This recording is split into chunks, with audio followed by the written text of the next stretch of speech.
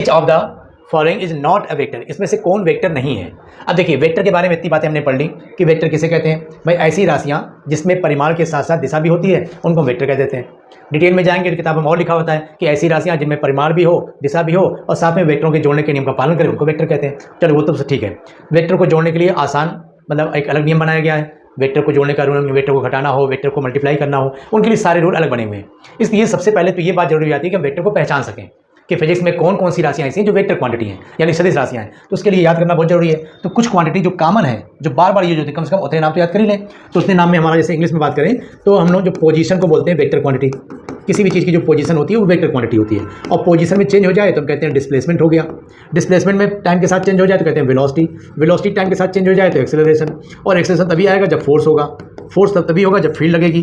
Force लगने के लिए फील्ड लगना पड़ता है। तो ये सब क्या है, सब वेक्टर क्वांटिटी है।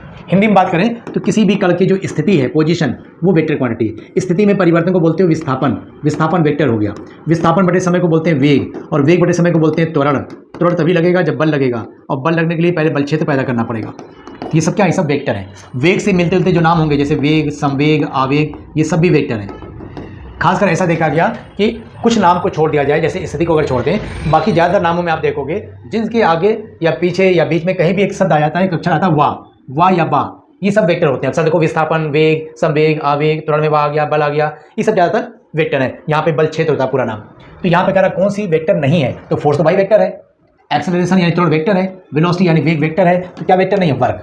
वर्क क्या है, एनर्जी। एनर्जी वेक्टर नहीं होती, कोई भी एनर्जी हो, चाहे वो कार्य हो, गति ऊर्जा हो, स्थिति ऊर्जा हो, उष्मा हो, ध्वनि ऊर्जा हो, कोई भी हो, जितनी भी एनर्जी होती है वो सब स्केलर क्वांटिटी होती है यानी अदिश राशि होती है।